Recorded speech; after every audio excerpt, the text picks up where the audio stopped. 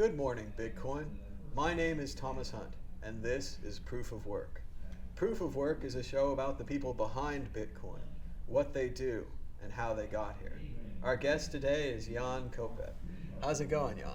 Oh, pretty good. Thank you for having me here. Thank you for being on the show. And we're going to start off with everyone's most favorite and familiar question. What was your first computer? Oh yeah, I think I still have it. It was a ZX Spectrum, the 1982 edition, and like I come from the Czech Republic, so it was in the communist era. It was like difficult to get one of these there, and remember it was probably 84 when my dad went to England for a business trip, and he brought this thing home. So I was 4 years old at that time. And I had an older brother. You brought the computer home in a suitcase? Yeah, was it yeah. just the computer part or the monitor as well? It was well those computers, they used to have a TV tuner. So basically you would have like the box had a keyboard. It was like sort of like the way we work today with the laptop. So the computer and the keyboard was all in one tiny box. It was not very big, but you would need an external device. Like I had a tape recorder where you would use to load the programs into it. Oh wow! And like with the computer, there came a small manual. I mean, I couldn't read at that time, but I was like looking at the pictures of like there was always like some code which I had no idea what it was. But then next to it, there was like a screenshot of a TV screen showing what the program actually did. And I always told my brother, like, can you do this program for me, so that he would like start typing it, and then I would see it like really running. So, but at that time at 4 years, I was happy to know to press J. It would do the load command, and I knew you would have to do like 2 double quotes, and then press enter. So like these were like the 3 steps to do that. I knew how to do. Put the cassette in the tape recorder and load the game in. Wow, so that's awesome. So it had games and stuff as and everything? Yeah, and then I started learning like the basics of basic programming language. And it stayed for a while like that because, again, for us in the communist era, it was like difficult to get to the information. And like, I knew there were PCs out there already, but we had the revolution in like '89, which opened the borders, but to get the PC computer, it was like super expensive. Sure. So I think I got my first PC after this one, probably like 1993 or 94, and it was like 386, but it only had 2 megs of RAM, and it was an SX, so I couldn't play Doom on that. I couldn't run protected mode games on that, so I was like so pissed. You weren't quite there yet. But the thing is, since I couldn't play the games, I had to learn like the programming part, because what can you do with a computer where you cannot play like the cool games like everybody does? So like you have to go through the manuals. I used to have a disc that came with the old Apple II, and it would teach you a bunch of stuff like what RAM is and what ROM is and what memory is and all this kind of thing. And I would play through the game over and over to get to the end where you could play a maze with a little rabbit chasing a carrot. And I memorized all this stuff to answer the quiz questions so I could get to the rabbit maze so I could play the game. It was like an educational aspect of the gaming part. Yeah, it was a little mixture of the two. And it worked for me because I still know what RAM is. So that's amazing. You got the 386, and then you couldn't play Doom, so you had to program. What kind of things did you program? What kind of things did you write? Well, I was particularly excited. Well, like everybody did at that time. We started with like Pascal, which was the compiler for Pascal was somehow like easy to get, and you could. So I'm trying to remember what the name of the libraries was, but basically they were like text, something like ncurses these days, but you could do like widgets in text mode and like do some little application. So I think I did something very small, like a small accounting system or something like that. But it was like just to learn how to use it. Later on, I found out there was C, and I think one of the projects that I did, it was like super simple. When you graduate. It was like 1999. Again, still the computers were like, the stuff that we had at that time was like already obsolete in here. So I did like a small presentation where we were like showing the pictures of people from our class. You would just put it on display. So there was like a lot of C, and you would have to do it like really low level stuff on to to make it work in protected mode. So it was the era of Whatcom C compiler that I think Microsoft used for their Windows at some point. Yeah. So that was before my Linux experience. I think the first time I saw Linux was probably 1999, 2000, something like that. Wow. So again, like 8 years when it was out there, but a little later. I'm surprised, but you have to factor that in because you're in a different country and it's slower to get there. Yeah, and specifically, it's again connected. We would have the computers, but they had like stupid connectivity, like no connectivity. Yeah. So there was no internet at that time, I wouldn't say in Europe. Right? Were there BBS? We used to, like the first thing that came to the Czech Republic was obviously like the BBSs. So you could get like a lot of information, but they were like, sharing games and a lot of resources like on how to program the PCs and stuff like that. Yeah. And then we would have the dial-up, super expensive. Probably that might have been probably like 5 years behind the US at that time. Yeah, and then the development went exponentially and the Czech Republic. Yeah, once you get the internet, you get the source of the information.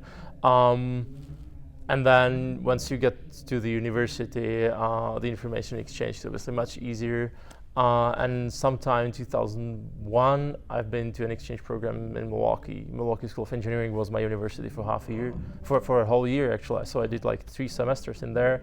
And controversy was that what I hated was that all the classes were like Windows only, and I was like trying to go against the stream. So I was like, okay, I'll do everything in Linux, like whatever assignment we have, unless like there's like some limit that I cannot have the tool in Linux, I would do it in Windows. But so I really went through all the classes with my reports written in LaTeX and doing like even the embedded stuff for 68HC11, like those small processors that used to be in cars like 20 years ago.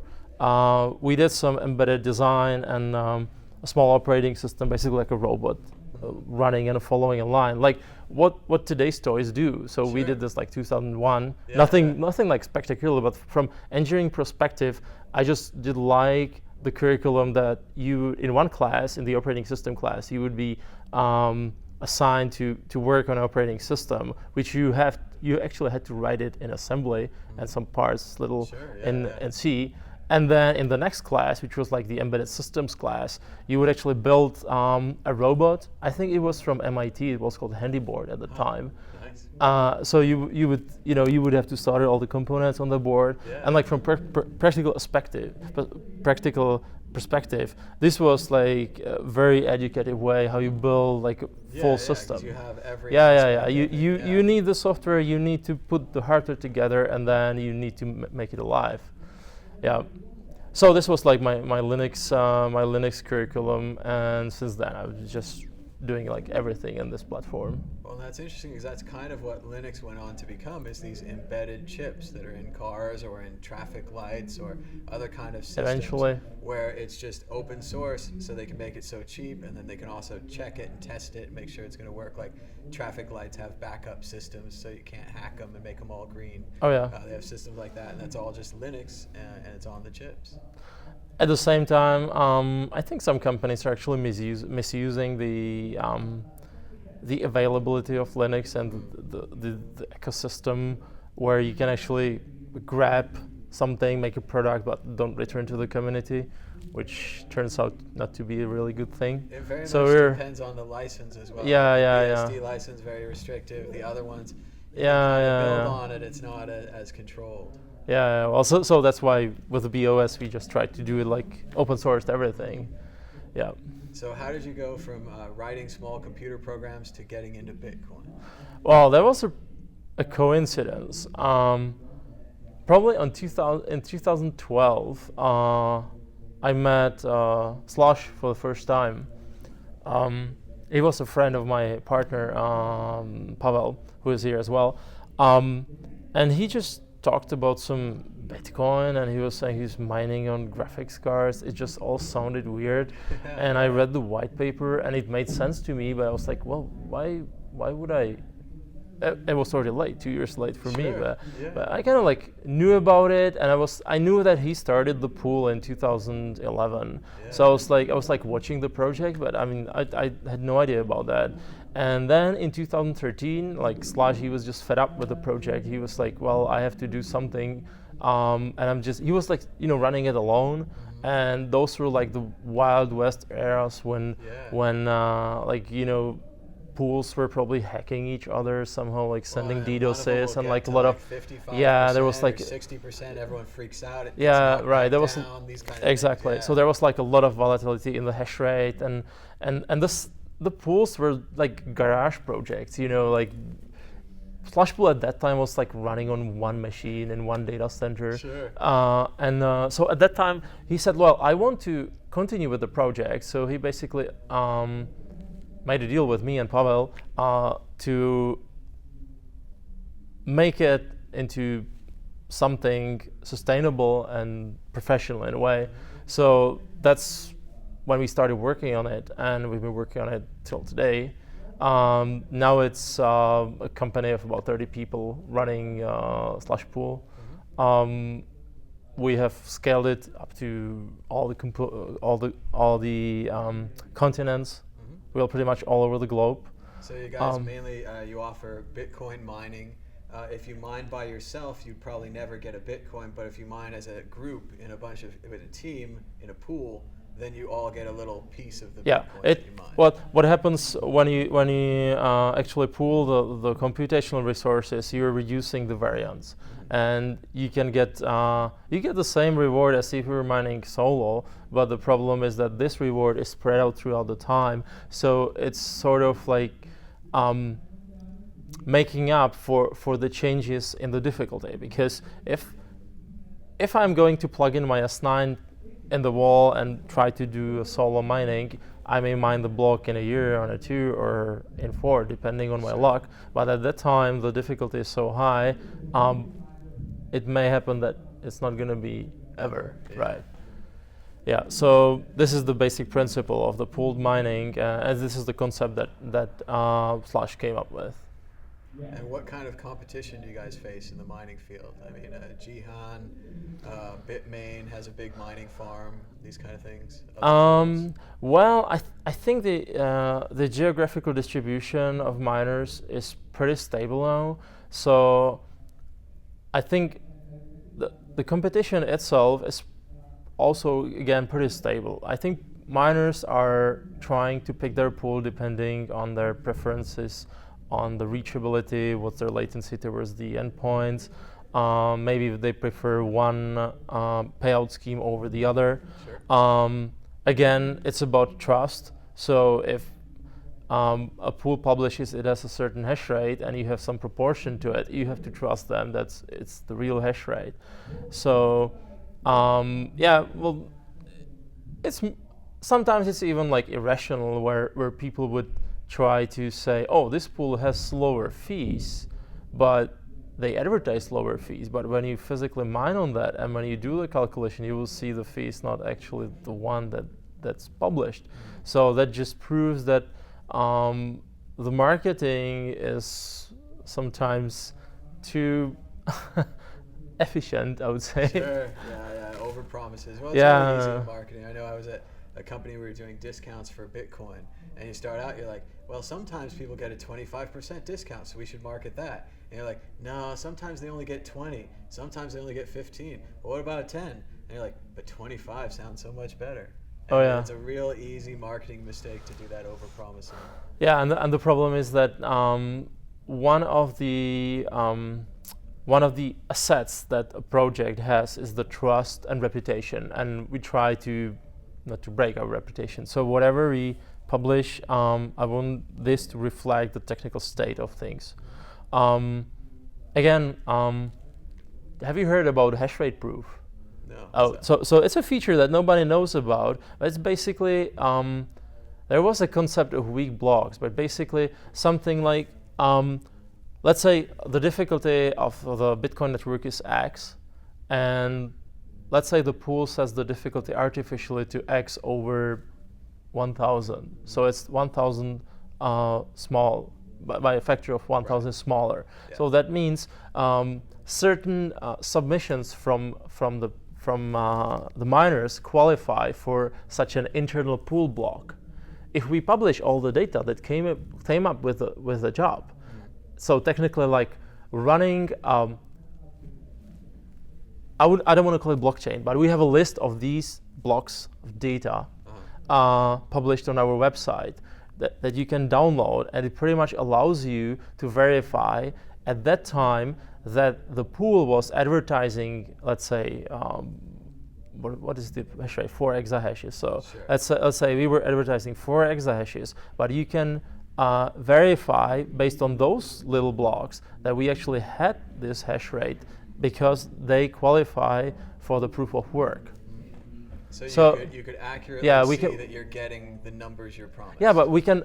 It's something for the users where they can actually verify that we were not lying, because the actual Bitcoin blocks they are there's this thing called lock. So basically there's some variance in finding the blocks. Yeah. Like technically you should be finding 10 blocks per day. Sure. But some days you find 5 and some days you find 15. Yeah, sure. But those blocks that have smaller difficulties, that are easier to find, you find more of them. So that means the median value or the rate of blocks is you would see the median right away. Sure. So basically it allows you to verify this, that we're not lying. Mm-hmm. So this is the feature that I think is kind of like, it's very technical, almost nobody knows about it, and no other pools do it, but this is the marketing that we want to do, like saying, okay, if you don't trust us, because I mean, sometimes we get blamed like, oh, you guys must be lying about the hash rate. I was like, no, this is just bad luck. Like anytime people start, like nobody complains when you're mining like 2 times more blocks a day than you should be, but everybody complains when you're mining like half of the blocks. Of course. Yeah. So the only way to convince them is just to give them some statistical mathematical proof, and this is the data. That's the only thing that you can do, and I think this is the marketing that people should be doing, or that we're trying to do. I think it's a great idea for marketing. They've talked about the same thing with exchanges, where we might have to be able to have a proof of cryptographic funds. Proof Yeah, of funds. exactly. And it might expose their security or something, but from the other side, as a user, you could trust that they actually have 100 Bitcoin, and they're going to give you 100 Bitcoin if you take them out.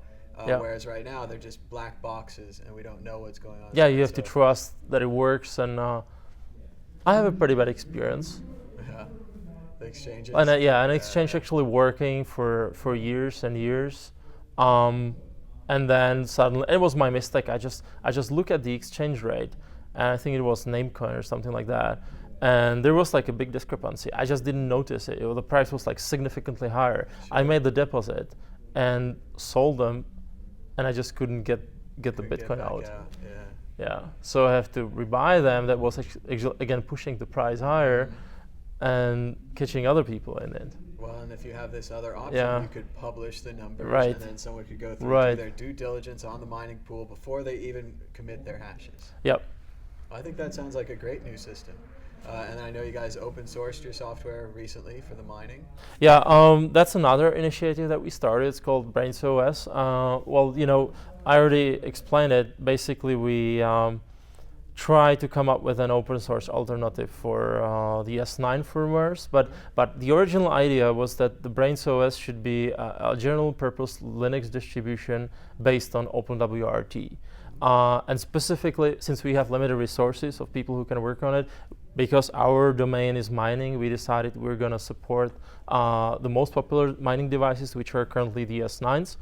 And another reason why we decided for the S9s was that we wanted to push Bitmain to actually enable the ASIC boost. I think it was in October, where was it? Probably October. We published a report on our findings about the ASIC boost feature, and we're like wondering why people haven't been using it for 2 years. And it turns out that the devices were able to do this, but the feature was intentionally broken. And it was broken in the controller board, the main chip on the controller board. It's running the operating system, the Linux part. And at the same time, the chip also has an FPGA, which is the field programmable gate array. Technically, you can just load some logic into it, like a configuration of logic gates. And this piece of code is driving the physical hashing cards. It's basically the real-time part of the system. The problem is that this code in the hardware description in those gates is very complicated to reverse engineer. You just can't do it, pretty much. It's a waste of time. You could do it with some statistical methods, but it's just not worth it. Sure. So technically, you can write a new one, compile it, because it's Xilinx, and then write your own mining software and so on. So we published those results. We found out it was able to do ASIC boost. It was like saving immediately 13% energy. However, the mined shares were invalid in Bitcoin network. It was rolling the wrong version bits. So in 3 days, they published an update of the firmware saying, oh, it supports now low power mode. It was broken, it didn't work, but the part that came for the FPGA was actually correct. So we just took it immediately, as we were claiming in the article, in the report, saying like either Bitmain publishes the fixed bit stream, but we will be working in the meantime on an open source alternative for the FPGA, which is still true. We're still working on it, and we're actually very close to having a complete replacement. So I cannot tell the date. I don't want to say 2 weeks because Sure. it is not going to be 2 weeks. Everything is ready in 2 weeks, right? Yeah. At some point, we will have like fully open source stack currently for S9s, but I would like to go in this direction for every other hardware that would be doable. And at the same time, I would like to ask the community, obviously, to join the project. Well, I think that sounds great because we really do need to know what kind of software we're running on the hardware. Exactly. If you're going to put a lot of money into miners and they could be going 30% faster, you're losing a lot of money there just because you don't have the knowledge, you don't have the information on how the software is actually running on the machine. Yeah, well, maybe one thing to explain a little bit more in detail is that the miners themselves, they don't change the performance in terms of like the hashing power. But depends how you overclock them. You can do it. Sure. But the thing is that when you enable the ASIC boost, so you need to use the version rolling extension, you are saving the energy. So technically, if you save 30% of the energy and you have a power supply that can do like 13 or 1500 watts, you're down, and the machine itself is like taking like 1300 watts. If you're down to like 1130 or something like that, you can use this extra power to overclock your unit and just, you have more hashing with the same power consumption as it was before. Yeah. That's it. But the primary purpose is that you are making your mining more efficient. You're saving the energy. The bad news that I have, we recently received the S15s as samples, and they're locked. Like, you don't own your hardware anymore. Like, literally, you get the unit. Bitmain now signs the firmware, which is good, because that means that not any other firmware that's not coming from Bitmain can be uploaded to the unit. Right. I'm okay with that. So that's less hacking possibilities, Yes. but that's also less like home modding or whatever you wanted to change. Right, but the problem is, I'm okay with this. It's the same thing with BOS. Our firmware is also signed by us because we're providing the build, and if you follow the upgrade path, which is very simple, it's not going to let you install an unsigned package or a package signed by us.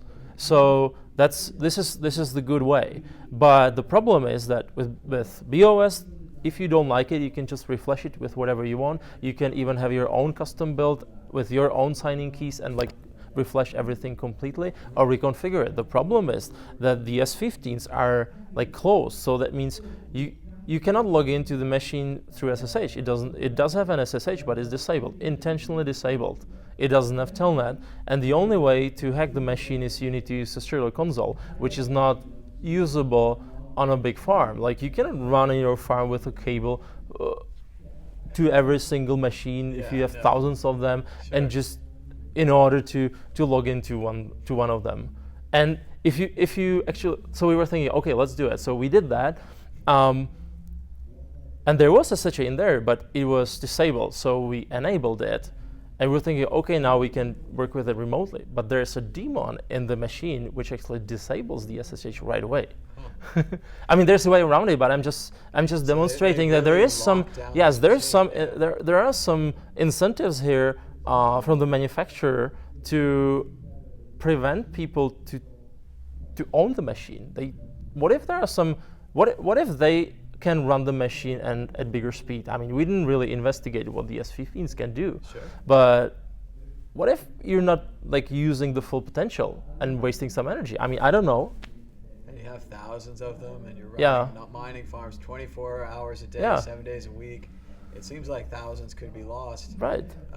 And I don't know. Bitmain keeps making strange decisions. Yeah. So It's been 2 years since people have been running the S9s. So that means for 2 years you've been wasting 13% of the energy. It was just going down the toilet. that actually Is that acceptable? In I think America, it's that could be an environmental crime. They could take you down on that for just wasting the energy. Yeah. Like my example is like you buy a car and I tell you it cannot do reverse, right?